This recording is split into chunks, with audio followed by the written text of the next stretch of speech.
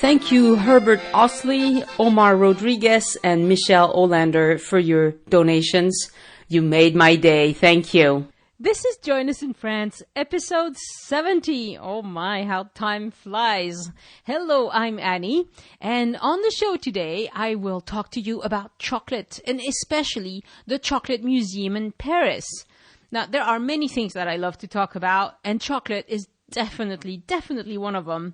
Knowing that, you will not be too surprised to hear that when I was in Paris last time, which was late April, early May, I decided to visit the Chocolate Museum in Paris. And of course, it helps also that I went on May 1st. May 1st is a holiday in France, and that there were a lot of museums that were closed for the day, and it was also a rainy day. So the Chocolate Museum being opened, I was like, okay, we're going right away. And it really does not disappoint. We talked about chocolate in 2 previous episodes that I did with Elise. Episode 47, which was about Bayonne in the Basque Country, and also episode 36, which was titled Chocolate and Macaroons. So we've already talked about it, but this museum in Paris is really worth a visit, and I'm going to tell you why. As always, my intent with this episode is to do some travel reporting. I went, and now I'm telling you how it went. I don't want to spoil it for you, but when you're done with this episode, you'll know if this is the kind of place you want to spend your time on or not. But first, I want to thank listeners who responded to my 20 survey questions last week. I cannot name them all, there were too many, but I sent you a thank you email in return, so you know who you are. Thank you. I would dearly love to get more answers, so I'm putting a link to the survey in this episode. You can get to the questions right from your show notes on your phone. I'll also put a link on the website. This episode is joinusinfrance.com/70. Thank you. Please fill it out and send it back as soon as you can. It'll help me tremendously. Also, I want to update you on the progress I'm making on my very first travel ebook. One of the survey questions asks, would a travel guide be a good addition to the podcast? And the vast majority of you said yes, and that was encouraging. A few people said maybe, it depends on what's in the book, and that's 100% fair. Don't be afraid to hurt my feelings. Say it as you see it. It's going really well, but I underestimated how much work it takes to write a book and self-publish it. The book is mostly written. Now, it needs to be edited. I need a cover, a title. The title is so hard to decide on. And I want it to be done professionally, so I'm hiring a professional editor, etc. There's a lot to this that I didn't realize was going to be into this. It'll take the time it takes. It's not as fast as I'd hoped, but it's going to be something that I will be proud of, and I'm excited to work on it. And to write my book, I thought it might be a good idea to take a look at the competition, in quotes. Even though it's hardly fair to call it competition, because some of these brand names are so huge, and I'm just starting from scratch, so I'm hardly any competition at all. But looking around has comforted me in the idea that there needs to be something different on the market. Most travel guides try to be all things to all people. They are hundreds of pages long, tiny print. It's hard to find the information you need right now in the middle of that, all that stuff. My guides will not be that. I want to write something succinct, to the point, and complete all at once. And that is why I will not write about places I have not visited personally. And if I didn't experience it myself to the fullest, I will not try to write about it. I want to go in depth about one place, one attraction, one thing at a time, and one day at a time. My intention is for my readers, you hopefully, to live this one day that you have at this place to the fullest. Be in the moment. I would dearly like to see visitors that are comfortable in the place they are visiting today. That's probably because that's the way French people visit a place. No rush, no running around. You learn something about what you're looking at and you enjoy it to the fullest. In any trip, there's going to be a certain amount of running around, but it doesn't have to be all you do, and I want my travel guides to nudge you in the direction of enjoying your day at that particular place and not just check off a bunch of must-see places. One short e-guide about one place. I will also make suggestions as to what else you can see nearby, but it's not a competition as to who sees the most and the fastest. There isn't anything like that on the ebook market for most of the places I want to write about. For instance, on the Pont du Gard, there's one long-form historical book that goes into such minutiae that, it would be too much for a regular person to visit. So I want to find a happy medium that's going to provide everything you need so you can enjoy the place and be in the moment. All right, enough said about that. Now let's get to enjoying the chocolate. The Musée Gourmand du Chocolat, which would translate into the Gourmet Museum of Chocolate, is in the 10th arrondissement in Paris on Boulevard Bonne Nouvelle. That means good news. See, good news. There's a chocolate museum on that boulevard. And it's very close to the metro stop, also called Bonne Nouvelle, on line 8. It's on the northeast side of Paris. It's easy to find, easy to get to. But it is not an area where you'll find lots and lots of tourists because there aren't any huge famous sites to visit right there. There's some things to see, and I'll talk about those in a second. But it's not like huge that you can't miss kind of thing. So if you want to see more of Paris life and less of tourist life, I would say the 10th is a very, very good place to go. And if you want to make a day of it and just go visit the 10th on a specific day, you could also go see the very romantic Canal Saint-Martin. The Canal Saint-Martin is a pretty small canal. It's not quite 5 kilometers long. It's in the 10th and the 11th. And it's between Bassin de la Villette and Port de l'Arsenal. And the Port de l'Arsenal is an actual port where people keep small boats. It's kind of cool too. It was, it was a merchant kind of port before, but now it's just for fun. There's a whole network of canals in and around Paris, altogether 130 kilometers long, and most of them take water to or from the Seine River.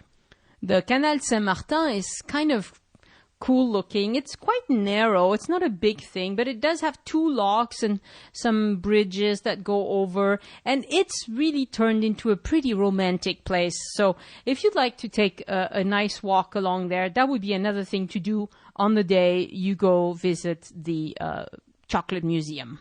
The other thing that you could do while in the 10th is go visit one of the passages. I think we mentioned it in the episode we did on that. That was episode 29.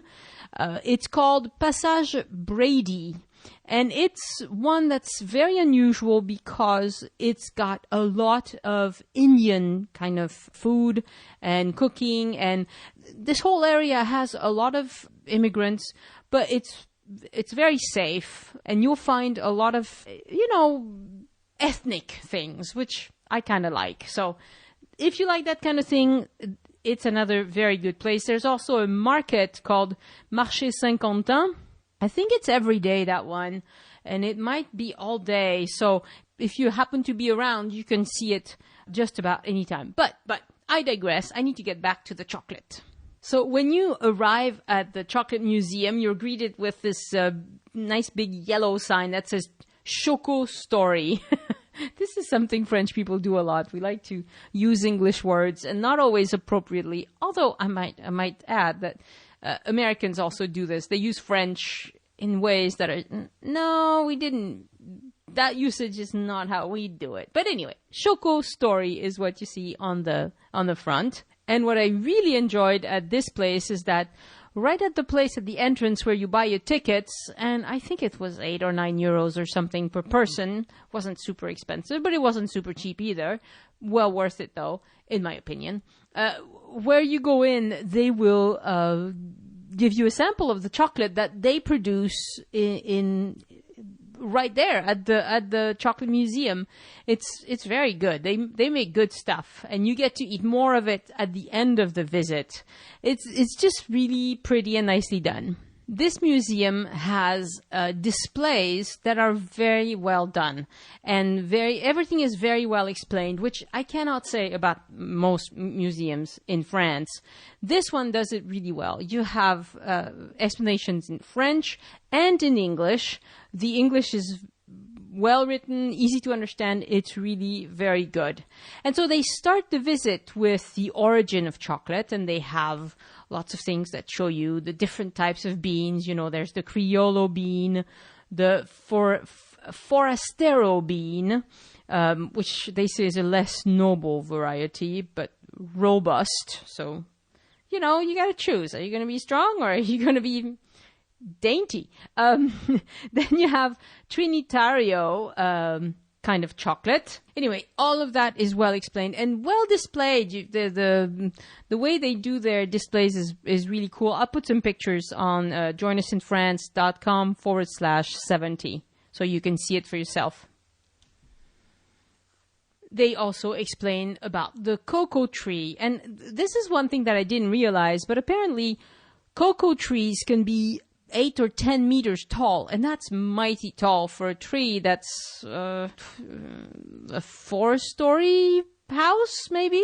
So it's a very tall tree, and they often limit their growth. I suspect they cut their tops off to keep them to 3 or 4 meters, which is a lot easier to handle. And the other thing that I thought was very cute is that they talk about how the monkeys and other climbing animals, they love the pulp from the pods, but they don't eat the beans themselves because the beans are bitter.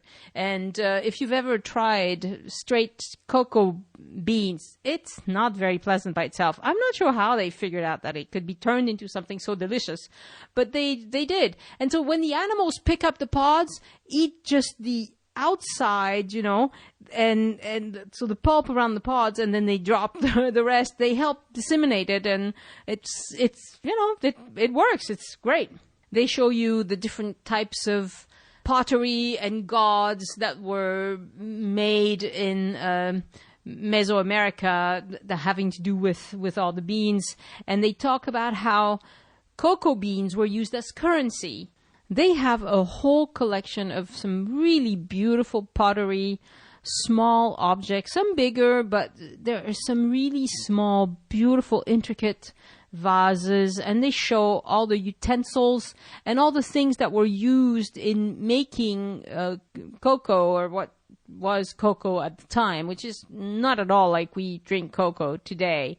I really think visually it's a great museum. And the other thing that's also very nice about it is that at kid eye level, they have little boxes where they will put a little scene for the kids to look at. And these are usually made of Playmobil characters so they have these Playmobiles that kind of reproduce the same stuff that they're trying to explain for the grown-ups a little higher. So it's really well thought out. It's a museum that's for the entire family. You know, anybody in your family can enjoy this place, I think. They show a lot of objects that were used to make local chocolate mixtures. Apparently there was a drink called pozol that was in the Tabasco region of Mexico.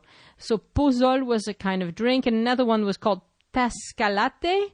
And this tradition is very old, and apparently they still make those drinks there today. That I've never visited those areas, so I don't know, but it sounds really fun that you can still do. I mean, things that were made 4,000 years ago, you know, it's like, wow, it boggles the mind, and they still make it. Amazing. And then there's a big, beautiful explanation of mole.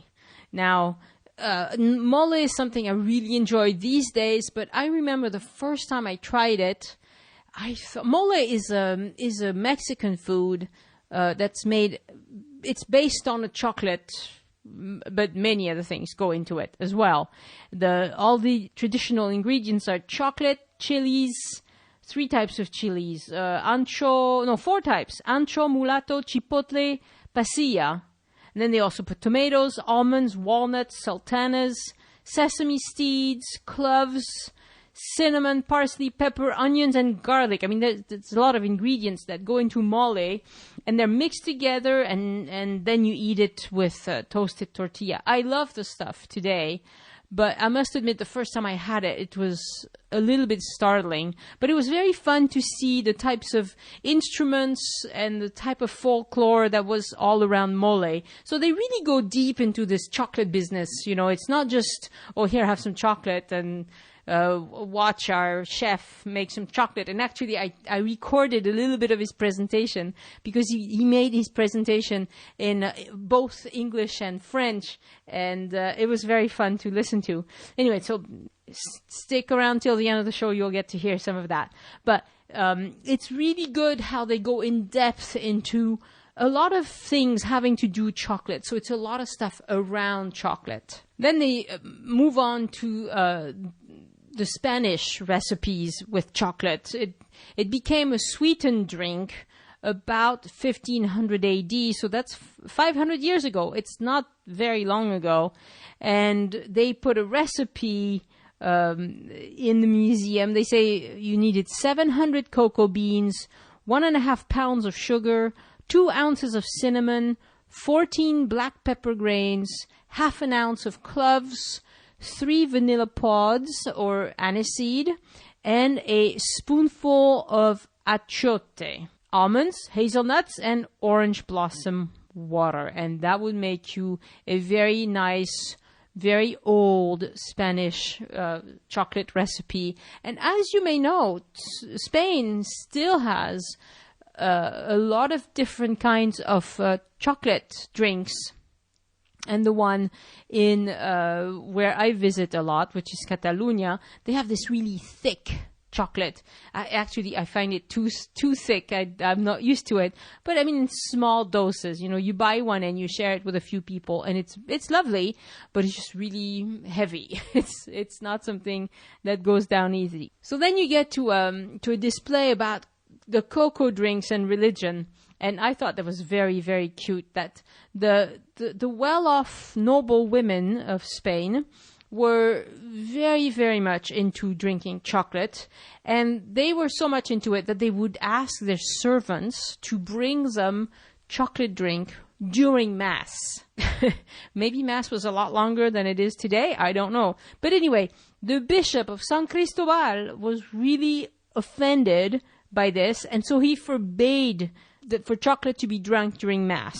People hated him as a result, and he was poisoned. Yes.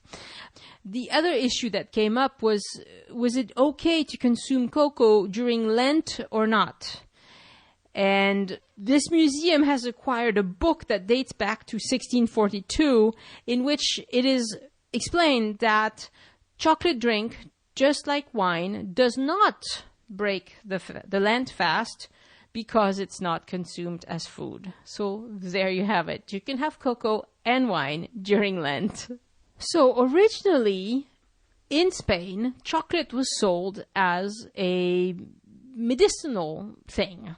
It was sold in pharmacies. So depending on what they mixed it with, if they mixed cocoa with pepper, that was for liver problems. And if they mixed it with gray amber, it was good for the heart.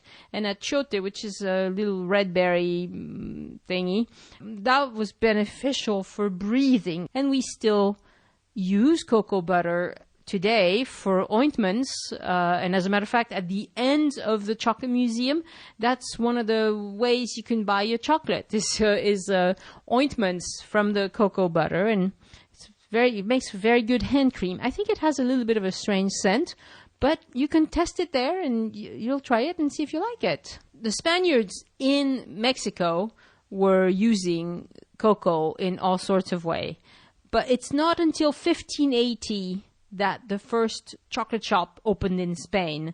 And after that, it took off like wildfire, and it required regular delivery of cocoa beans to the old continent because they just really, really liked it.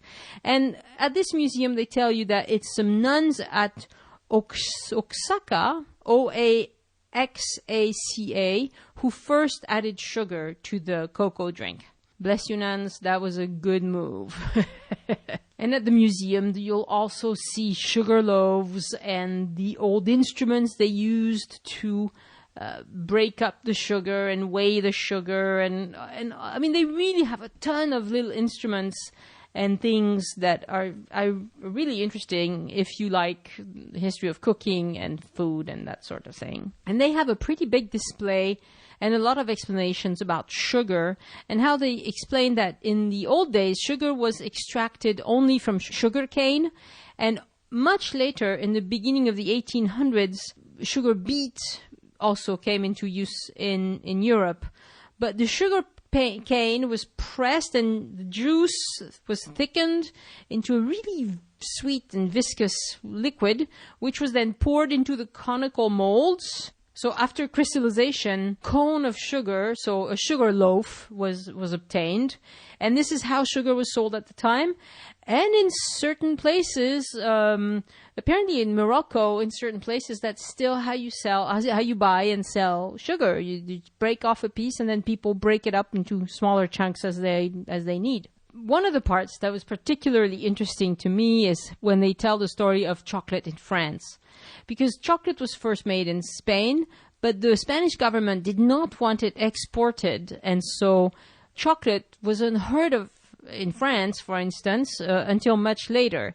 But on May 28th, 1659, Louis XIV granted David Chailloux the exclusive right for a period of 29 years to produce and sell in the whole country a mixture known as chocolate, either in the form of liquid or in drops or in any other form that he might choose, and to import from foreign countries the necessary ingredients to make this so-called chocolate, end quote. So the chocolate business started growing in the 1780s and onwards, when the colonies in the Caribbean became official cocoa bean suppliers. And then in 1800, a man called Sulpice Debauve, Debauve, opened his shop in Paris.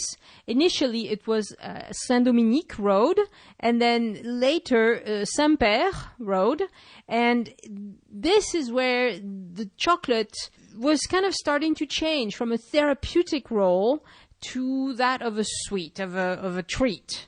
And Debauve was a qualified pharmacist under Louis XVIII and Charles X and Louis Philippe also. So in 1823, he set up business with his nephew, Gallet, who was also a pharmacist. So at the time, pharmacy and chocolate went together, and slowly it became kind of obvious that there was more demand for chocolate as a treat than there was as a treatment. In 1847, Victor Auguste Poulain, Poulain, I love chocolat Poulain, so I can see where this is going, set himself up as a confectionery maker in Blois, in the suburb of Paris, Blois, Blois. And in 1862, he opened a factory at La Villette that he equipped in 1872 with steam. Wow, steam factory. So this was like really, up and coming. I mean, this was like new development. And he created the company Chocolat Poulain. And I must admit, that is the one that is dear to my heart, because when I was growing up in France, as you know, French children are kind of raised with some rather strict rules about when you eat and when you don't. And you definitely are not raised to think that it's okay to open the fridge and get something and eat. That's just not the French way. So when I was little, when we came home from school, mom or grandma, because my grandma lived with us for most of my childhood, would take a piece of baguette, put some butter on it, and then sprinkle some chocolat Poulain on top, the powdered chocolate. So the powder itself was not super. I liked Poulain because it was not bitter. Van Houten chocolate was also a big one at the time, but that was a bitter chocolate. Poulain was just right. Banania was also a chocolate that people liked growing up, but I didn't like it as much because it was sweeter. It was a little bit too sweet. So imagine that. Baguette, butter, and chocolate powder on top, and you just love the stuff. So this is how I was raised, and that's why I love chocolat poulain. Now, in 1825, somebody called Jean-Antoine Brutus Meunier, and of course we have the Meunier chocolate family in France. He made pharmaceutical powders. He also started up a chocolate business in Noisiel. So another big family that went from pharmacy to chocolate. Who knew? So then the museum takes you through the history of chocolate in Bayonne, and we talked about it in episode 49, but I'll tell you a couple of things that were striking to me looking at the display in the Paris Museum. They reminded me about the Portuguese Jews who fled Portugal to find refuge in France, and notably in Bayonne, in the suburb called Saint-Esprit. And some of them made chocolate and were responsible for its introduction at the beginning of the 17th century in Bayonne. And for a long time, only the Portuguese were experts in this new craft, and they were not allowed to work in retail trade. Really, people had a lot of very narrow ideas of what you were allowed to do and not do based upon your origin and your family situation. You know, we didn't have a caste system in France, but it's kind of that idea, that kind of separation that is not there anymore. But it was a big deal back then. The French Revolution gave the Portuguese of Saint-Esprit the right to carry out their business in Bayonne as equals to other citizens. And the art of making chocolate continued to develop in Bayonne due mostly to the improvement of the equipment because it helps. And then they introduced, because chocolate is really a labor-intensive job. It takes a lot of muscles to do all the steps that are needed. And so as they introduced more equipment and automation, it made things easier. And from Bayonne, chocolate then spreads all over Europe slowly. But according to the legend, Madame de Pompadour was passionate about truffle and celery soup, which she washed down with cups of chocolate, which had to arouse both mind and passions. There you have it. Truffles, very nice. Celery soup, not so sure. Which she washed down with cups of chocolate.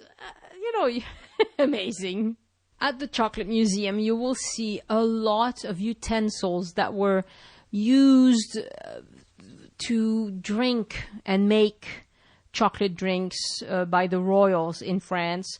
And these have nothing to do with the kind of more earthy kind of things that you see at the beginning, development of chocolate in Mexico.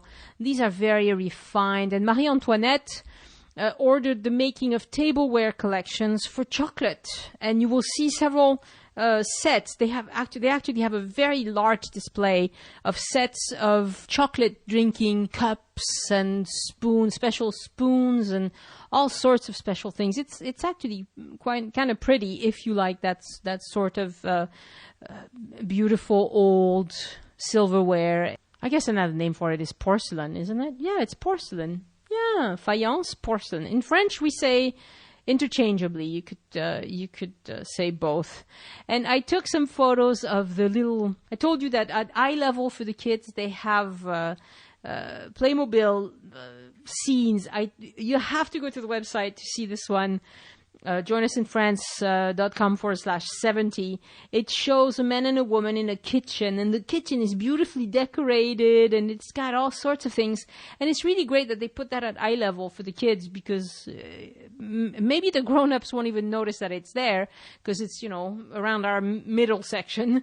But it's really very well done. I really enjoyed that. And the pots that are specifically designed for chocolate drink are called chocolatières, I think, even in English. And you can tell them apart from coffee pots because they have a hole in the center of the lid, so you can use a foamer in there and stir it up. It's kind of cool looking, and they have all sorts of different ones. They have copper ones, iron ones, ceramic, porcelain, pewter even. I mean, they have a lot of different versions that you can see, and I thought that was very well done. Now, of course, if you think of it in terms of how much of what people drank, tea was still the big winner. People drank more tea than they did chocolate at any times. But big names like chocolate, like Voltaire, he liked chocolate. He created his own recipe, which was a mixture of equal parts of chocolate and coffee. And I actually like that very much myself. I like to put chocolate in coffee. And he said that it was to stimulate his brain. Well, whatever it is, it tastes good. And when you're cold, it's a wonderful drink. Aristocrats drank chocolate when they woke up, which so they would have their servants bring it to them in bed. How nice! I would like to have that done every now and then. And they usually preferred sweetened chocolate to the bitter coffee. Bitter coffee was for the proletariat. Sweetened chocolate was for the well-heeled people. And Diderot et d'Alembert, the encyclopedia writers, included a recipe for chocolate in their encyclopedia. It was 4 soup spoons, so that'd be like a big tea, of chocolate, 2 soup spoons of sugar, 3 pinches of cinnamon, and 1 egg.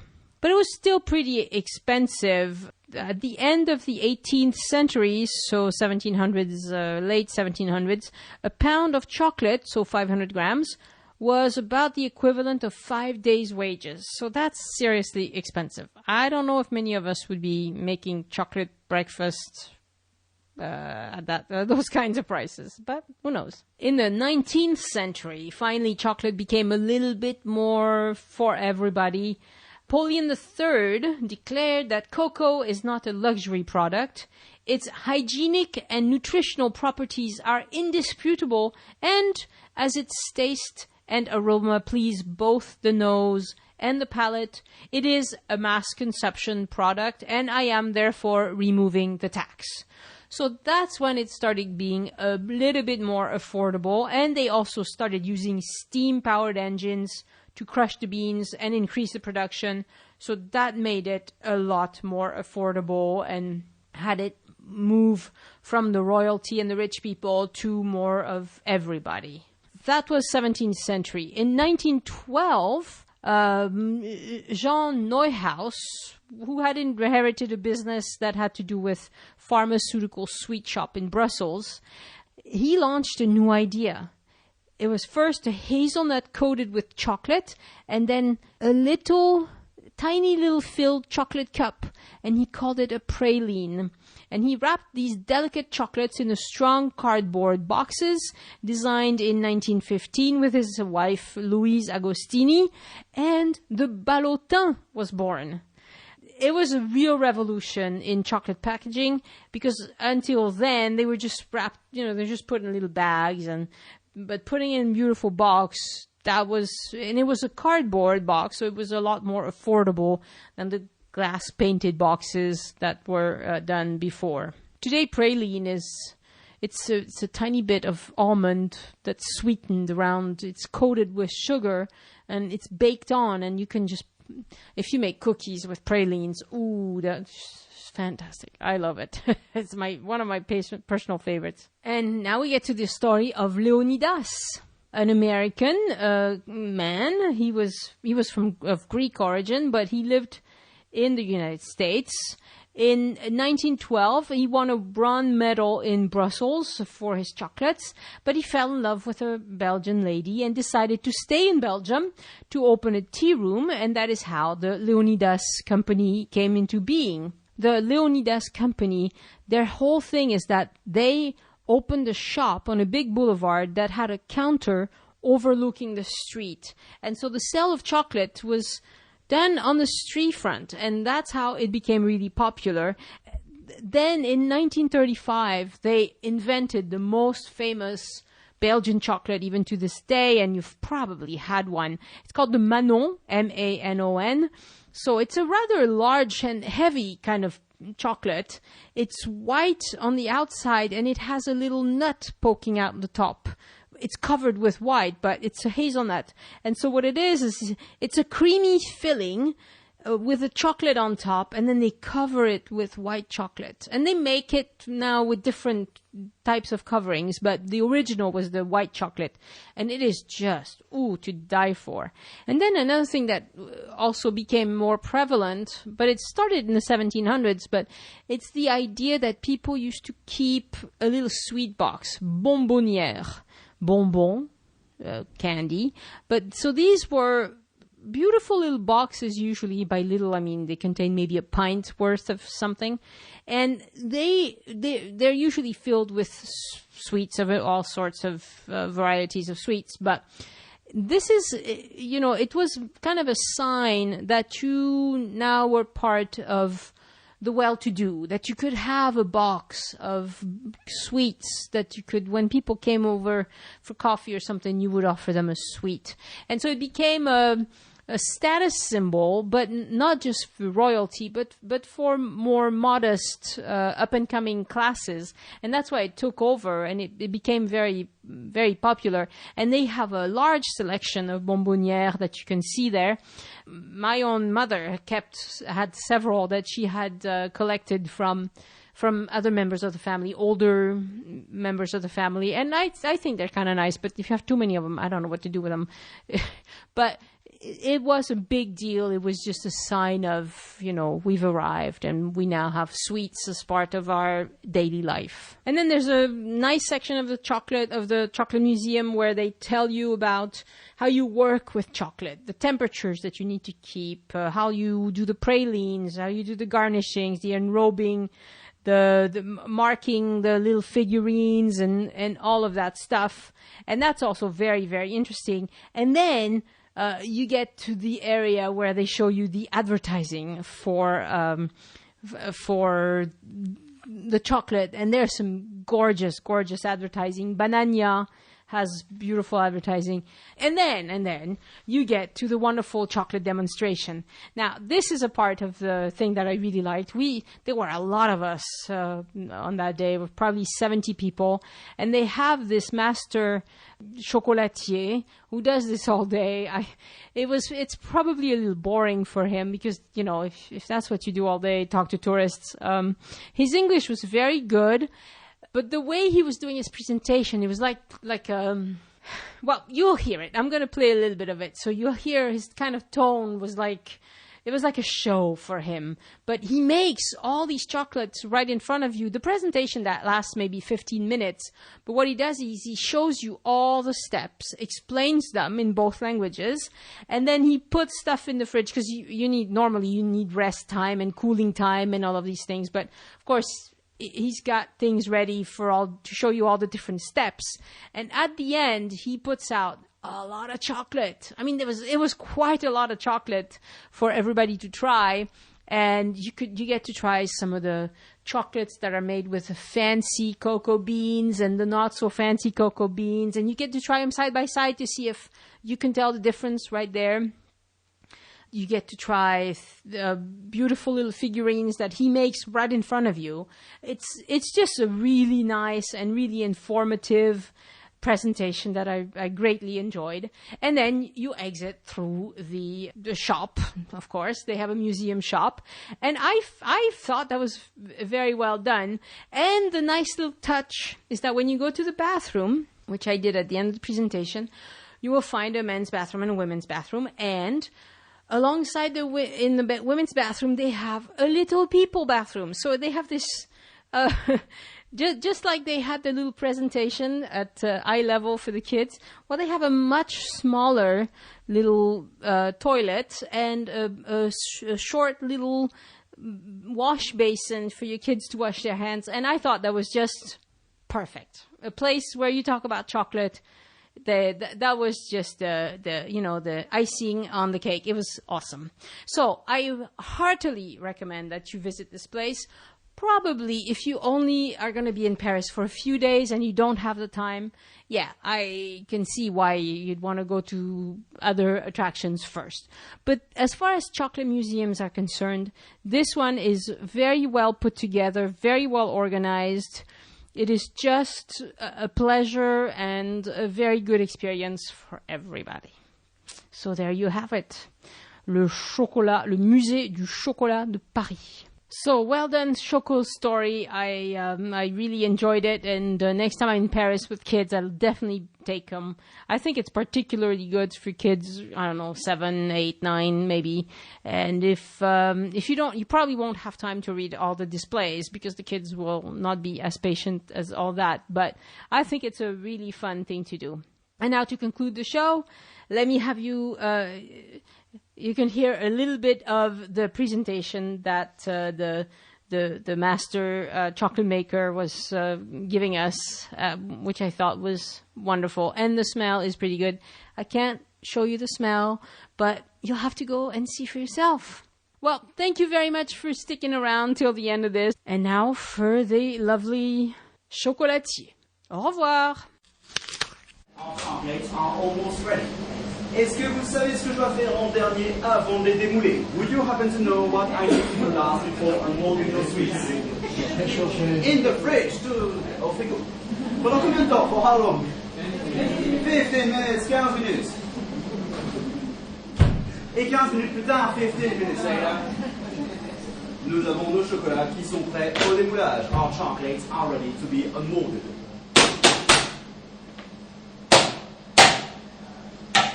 Et voilà, des chocolats qui vont être prêts à la dégustation. And here we'll have chocolates ready for the tasting.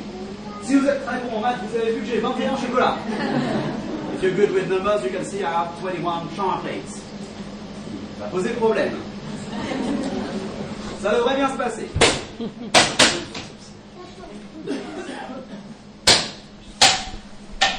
21 plus 21 »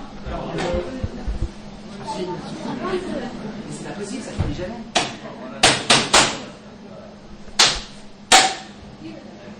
Voilà, 63 et après on improvisera. Il en reste pas. Oh, ok. Un moule. Le dernier moule. Thank you for listening to this episode of the Join Us in France Travel Podcast. For more on this topic and many others, check out our Facebook page. I put a lot of information there that never makes it into the episodes. And how do I say this without sounding too French and too blunt? Okay, I'll just say it. On Facebook, you need to be social. If you don't click like, and if you don't comment, Facebook will assume that you're not that into it, and they will stop displaying stuff from the Join Us in France Travel Podcast to you. Really? You? You're not that much into preparing your trip to France? I really don't believe that. You guys are francophiles, so just click like and say things, and then you'll be good. All right. Happy vacation planning, and don't be a stranger. Au revoir.